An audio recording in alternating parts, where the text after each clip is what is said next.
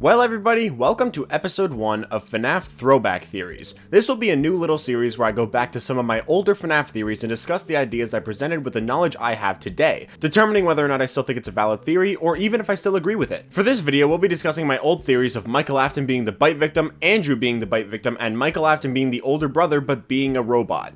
Yeah, I know. I used to believe some weird stuff. What better place to start a series on my old FNaF theories than the very first actual FNaF theory that I released? Sure, there were some videos where I discussed some theories, but they were never actual theory videos. Even this one barely was, but it was more so than the others. And oh boy, it was not a good one. For some background, I became a FNaF fan when I was 11, back around late 2018 to early 2019, and I got into it because my friend got me into it, and he basically told me his full interpretation of the lore, and I kinda just blindly believed him. I first got into the FNaF lore by watching what at the time was all the FNaF game theories, and while he obviously didn't get everything right, I do think catching up on the FNaF game theories is a pretty good way to initially get into FNaF lore before looking into stuff yourself. However, around that time was quite a while before I started getting super well versed in the lore. My channel back then was more about playing FNaF AR and VR and some games like Knack and Iron Man VR and some low quality videos that I enjoyed making but that nobody cared about then and still probably wouldn't care about now. I put so much faith in Mike Victim, and not to mention MikeBot, that I genuinely believed the story of the games would not work without both of them being true. Clearly I was delusional. As Scott said a while ago, there's no holes in the story, only holes in our understanding. That's probably not really true, but you get the point. I just very strongly believe that the bite victim was Michael. I believed it so strongly that I thought it was confirmed. If you somehow don't remember, the survival logbook had faded text throughout where it said things like the party was for you and does he still talk to you, as well as some other things, all of which are tied with the bite victim. Michael also draws Nightmare Fredbear in the book, which would imply that he is the bite victim as we supposedly played as the bite victim in FNaF 4. If the faded text was saying all that stuff to Mike, he'd be telling him the FNaF 4 birthday party was his, and he'd be asking about the Fredbear plush, which clearly tells us that Mike is the bite victim. The reason he would be alive is because he's a robot just like Charlotte in the books. At the time, this was all super compelling to me and even many other people, but of course this was very clearly wrong. What I straight up did not know about at the time was the alter text, which was actually replying to the faded text, saying stuff like, "It was for me," in response to "the party was for you." It's another spirit answering the questions and replying to the statements. It's the actual bite victim, which separates Mike from the bite victim.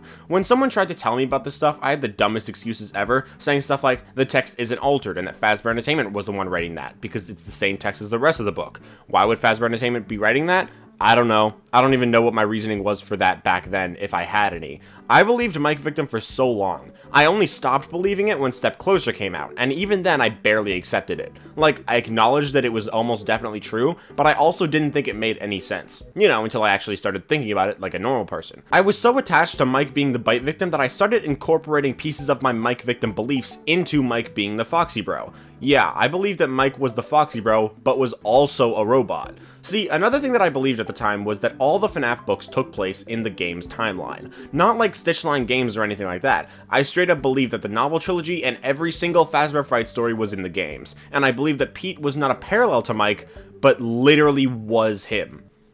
Yeah, I have no idea at all how I believe this, since Step Closer is literally in modern day and not in the 80s, and obviously they have different names, but somehow I believed that. I don't know why. I'm glad I'm doing this video to go back to how weird my beliefs were when I was 12. Obviously now I know that the books aren't all in the games, and I know that Pete is not literally Mike, but for some reason I just wouldn't accept that back then. My idea was that Pete, after dying, was rebuilt as a robot and became the Foxy Bro that we know, with all that taking place before the bite. I think my idea was that after he caused the bite he probably changed his name, but either way it just didn't make sense. So I basically believed that Chuck was the bite victim, and I kinda didn't acknowledge anything that he could have seen besides Foxy, which doesn't really match what the bite victim saw, since Foxy didn't do anything, and that also happened at Freddy's, not Fredbear's, while the bite victim is scared more of Fredbear's. Chuck being the bite victim obviously makes no sense. Parallels? Sure, maybe. Same with Pete, but literally them? Of course not. The reason I was so confident that Pete was Mike and that Mike was a robot was that I thought that it was absolutely impossible for Mike to have survived Ennard.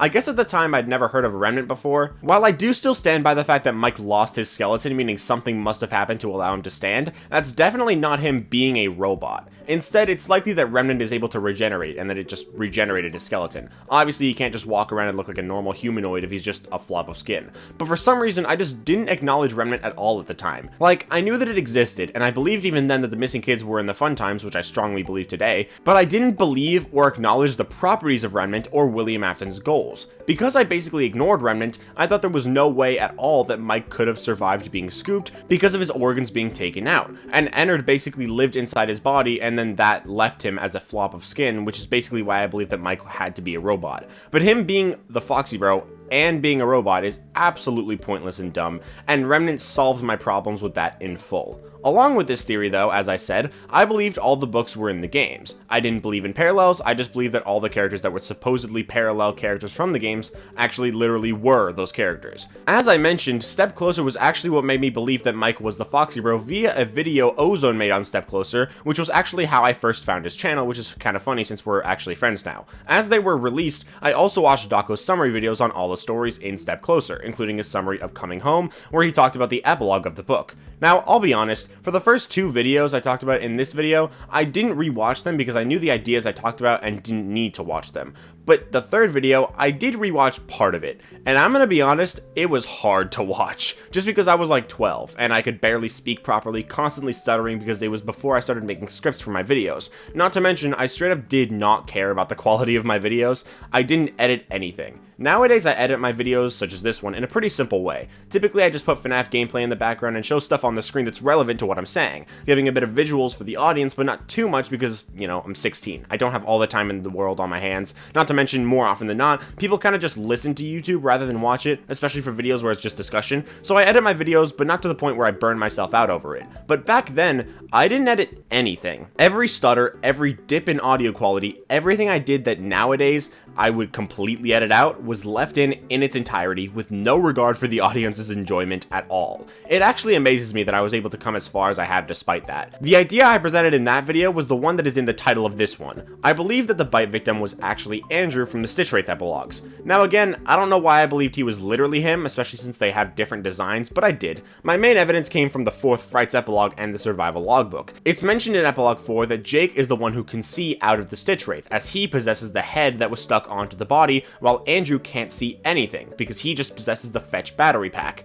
But then, if we turn to the Survival logbook, one of the lines from the alter text is, "I can't see," which matches Andrew. I can definitely see why I believe this was meant to connect the two at the time, but when the next book, Bunny Call, was released, I probably should have stopped believing it, but I didn't. But maybe that'll be a topic for a future video in this series. But I will say that as someone who personally believes that Andrew himself exists in the games, it's clear that Andrew and the bite victim are not the same character, since Andrew has curly black hair and was killed by William, while the bite victim mostly has straight brown hair and was killed by Mike. If the one Andrew tortured was never revealed to be William in the Man in Room 1280, I could see this theory being mostly plausible, at the very least with parallels, even today, as the one Andrew tortured could just have easily been Mike. But as we know, it's not, so of course, I was wrong. But that was the first FNaF Throwback Theories video. I hope you guys enjoyed me making fun of the theories that 12-year-old me came up with, and let me know in the comments what theories you guys used to believe that you think are pretty outlandish now. But I hope you guys enjoyed this video. If you did, make sure to leave a like and subscribe if you want to, especially if you want to see more of these videos, because I'll almost definitely be making more of these, so stay tuned. But until then, I'll see you all in the next video. Bye guys!